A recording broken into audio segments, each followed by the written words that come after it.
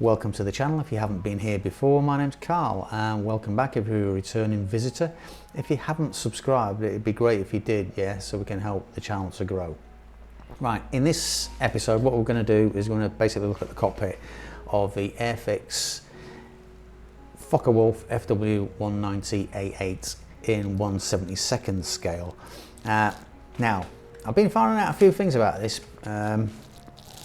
Before I started the actual build and started recording this, and basically this was a new tool in 2013, and I've looked through all iterations since then until even this year, which is the 2025, which they've just released.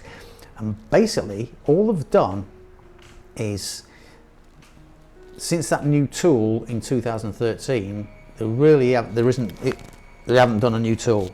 The 2025 version that's out now is still not a new tool. It's still the 2013 tool according to ScaleMates.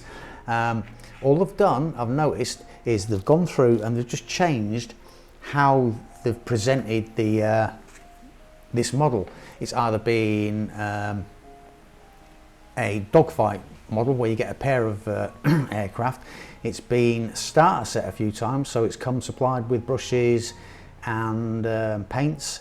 And just on this iteration it reverted back to a normal model, so all they did was take the paints out and change the cover on the box, and that's basically it. So we are dealing with an old tool of 2013 that's basically been a starter kit a couple of times, been in a dogfight kit a couple of times. So at the end of the day, I'm not too impressed with what's with the model so far from what I've read about it since I got it. Okay then, enough of my whinging. Let's move on to the actual build, shall we? Right, now we move on, and I'm just checking out the parts on the model, and this is where things started to look a bit ropey. There was flash, the detail wasn't all that good, and I had to do quite a bit of cleanup just to get to the stage that I am now, which is basically prepping it for the first primer. And as you'll see now, the fit is terrible. At the back it goes together nicely, but it's just a massive gap at the front of the fuselage. Whether it's warpage or not, I don't know, but that's just terrible, and you really have to squeeze it in to get it to fit. So I mean, it's all fixable, but I'm just, after doing the BF109, this was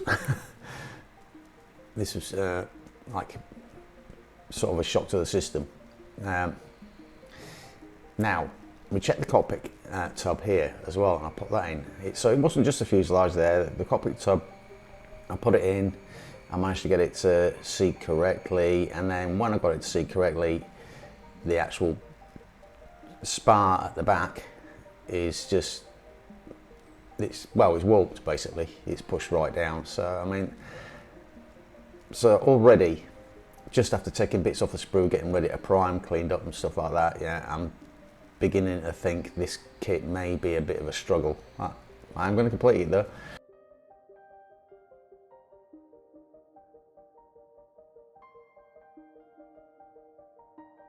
Right, now we move on to get a couple of coats of primer down.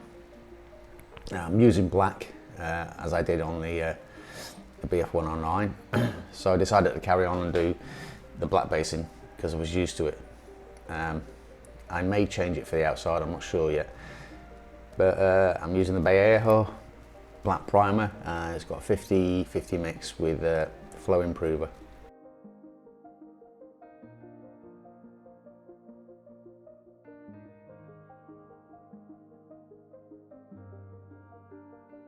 Right, at this stage we're moving on to, well, sort of black basing, maybe, whatever you call it. I don't think it's exactly black basing, but what I did was I got the colour that the interior is going to be, and then I really lightened it to do sort of it's more like a highlight pass. So what I'm doing here is trying to hit the higher spots and the centre of the panels. I've got the airbrush down to 15 psi. ideally I'd like to have it lower, but the mix is down to 25% paint and 75% flow improver. And I'm just going backwards and forwards over and over again, just hitting the spots that I want to sort of put highlights on.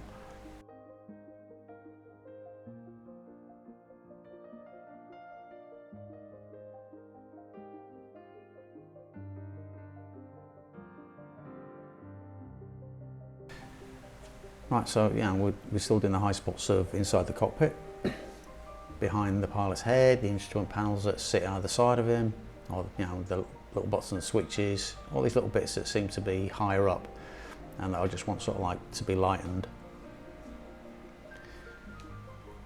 And we do the top of the seat as well, just the edges.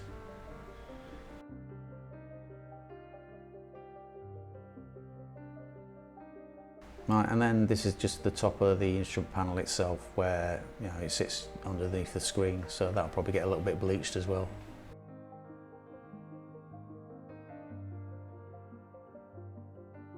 Right, now we move on to the blending coat, and what this is basically the colour of the cockpit. I've got it sort of like thinned down to 30% paint and 70% flow improver. And what I'm doing is I'm just going backwards and forwards over all the areas that I've painted, and basically just painting the cockpit. I just keep watching how the effect changes to make sure I'm not losing all the highlights that I put in earlier. So I'll get to a point where it just gives that nice sort of uneven effect all over. The thing about this is more for practice for me really, because once it's in the cockpit you ain't going to see it, most of this. So we're doing the same on the fuselage, just putting the main colour on the sides of the fuselage here, and I'm keeping some of the effects that I put in earlier, and then we do the same for the inside of the wheel well, and obviously this is just basically changing the tone and adding a bit more interest inside the wheel well as well. So that's basically what the exercise is for me at the moment with this kit.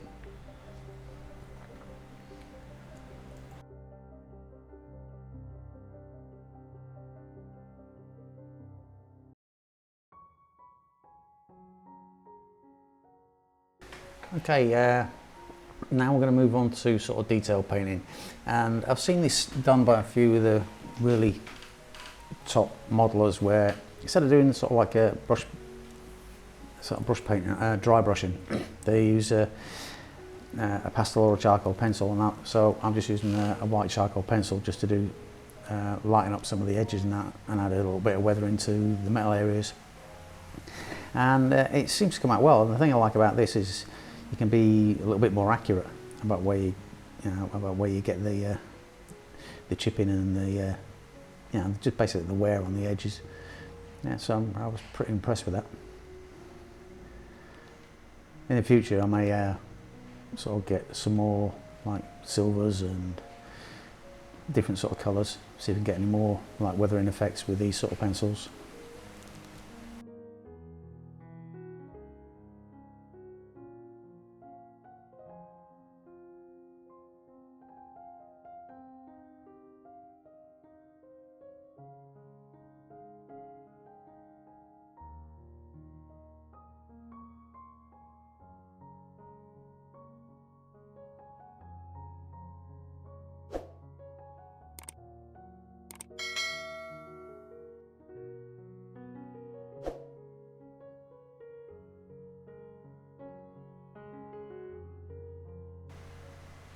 Right, now I've moved on. I've this little sort of like a handle there, I painted it white first because later on I'm going to be painting it yellow.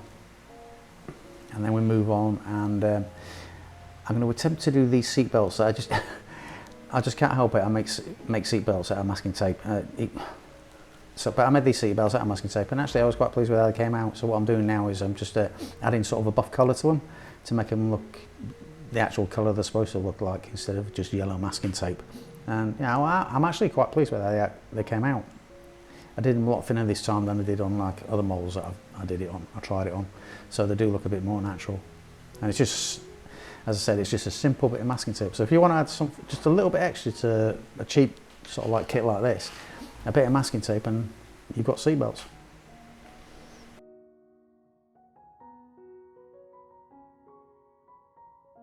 I know the purists out there will be saying, no, no, no, those rudder pedals are supposed to be silver. Yeah, I know they're supposed to be sort of like an interior colour, but I just want a little bit more contrast in the cockpit. You're not going to be able to see a lot in the cockpit, but maybe the silver, you know, you might be able to see it if you look through the canopy. So that's just what I wanted, just a little bit extra contrast and sort of a bit more interest in the cockpit.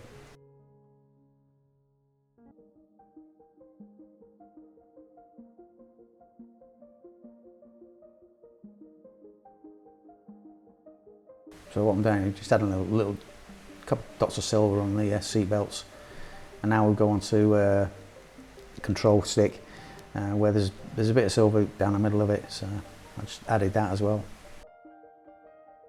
172 scale's a little bit of a pain to me. Things keep shooting everywhere. So we'll just finish off that, and we should be near enough done with the detail painting on it, I think. So we've got that little bit of silver on that handle here on the side of the fuselage. And then we've got the little bit of yellow that's going to go on the white, just to make it stand out better, because the yellow really does not cover at all.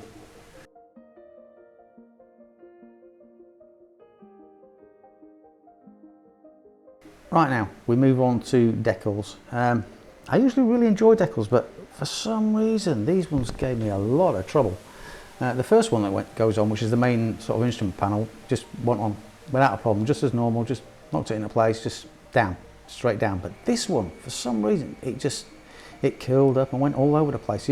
You watch, you'll see how much of a struggle I had to get this on. By the way, I'm just using a bit of microset because there's no raised edges or detail on here. You know, there's no point using microsol. I didn't need to bed it down, especially being as it's a cartograph decal. But as you can see, I've even got it off camera. I'm trying to just sort it out. I mean, I eventually got it down, but for some reason this was a whole nightmare. It really caused me a lot of problems with one little decal. I suppose one good thing is that if this sort of thing would have happened on earlier models, I probably would have just binned it. I wouldn't have tried to get it back again. You know, I wouldn't have tried to recover it. But I persevered this time, so I suppose that's a bit of an improvement. Now just dab it down with a cotton wool bud, you know, just gently, otherwise you end up pulling it off again.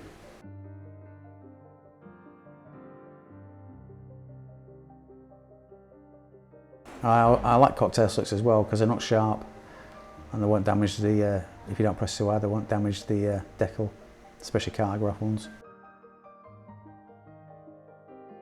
Right now, we're going to move on to a little bit of a sort of like panel lining wash sort of thing in it, and I'm using oil. This is a really cheap set of oil paints that I got, and I've managed to get the ratios down where it looks just right, and I just drop it on with a small brush, and then I dry the brush out and I wick off what I don't want, and then I use a cotton bud to just take it away from the areas that I don't want it in.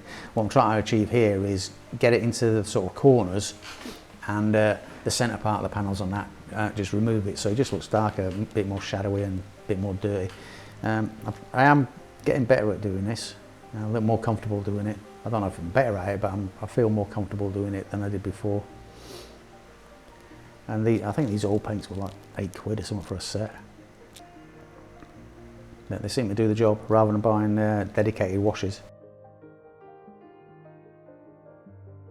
So again, cotton bud, just taking off the excess from the raised edges. I just want the actual wash to sit into the recesses, as it were, and create like extra shadows. So basically we're just creating interest inside the cockpit, a little bit of contrast. Again, I'm just using the brush that's dried out again. I do a dab, wipe it, and then take up some more paint with it again, and then I use a cotton bud to get from areas that, are a little bit more stubborn.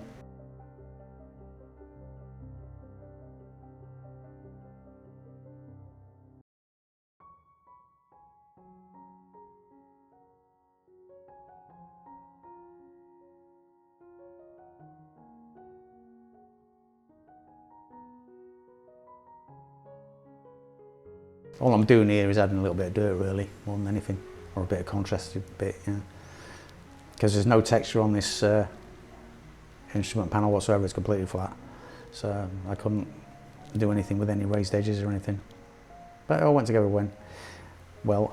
Now what I'm doing is I'm just sticking on a few coats of matte varnish from I'm using the Viejo one, and I just add like 2 or 3 coats of this just to flatten it all back down again, and sealing the sort of like panel washing the decals and everything. I did leave the oils, you know, a good amount of time to dry, so I didn't just go straight over it again. Now another thing, once all that's done, I had a good look at it and I saw that, you know, I want to bring out the raised details again. Yeah, so I went back with my little pencil again and just put some more scratches in there, some wear in there, and it really just made it sort of like stand out. I was really pleased with how things were looking. Now the contrast between the oils at the back and the sort of like pencil scratches and everything was bringing, you know, actually beginning to create a bit of 3D effect, you know, a nice little bit of texture and stuff. I was really pleased how this was looking now.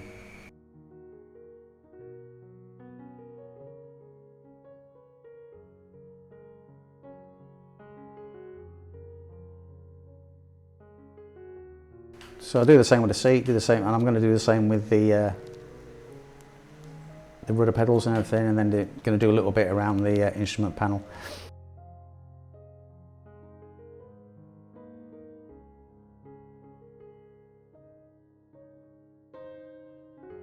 And we're pretty much there. Yeah. Now we start assembly, and it actually did go together quite well. This bit, yeah, a little bit of fiddling, but a little bit of Tamiya extra thin. And I try to put the Tamiya extra thin in areas that can't be seen, so I always try to attach it from the bottom, which so it went in. And now we're just going to put the rudder pedal on. But yeah, this part I was quite happy with. I got to a stage where I was happy with how the cockpit looks for this model anyway, and just seeing it come together was quite nice.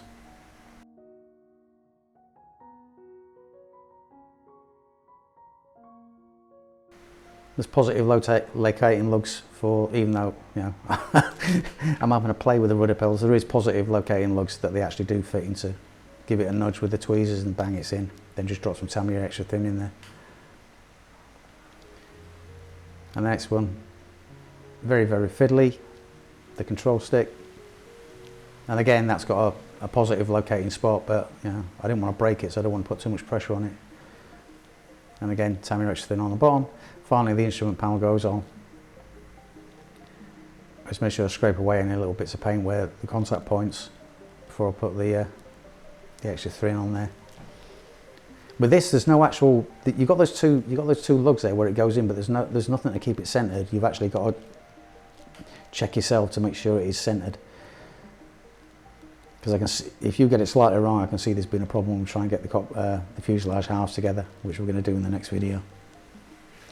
Anyway, basically that's the first part of building the Focke Wulf, and don't forget to like, comment and subscribe, and I'll see you guys later.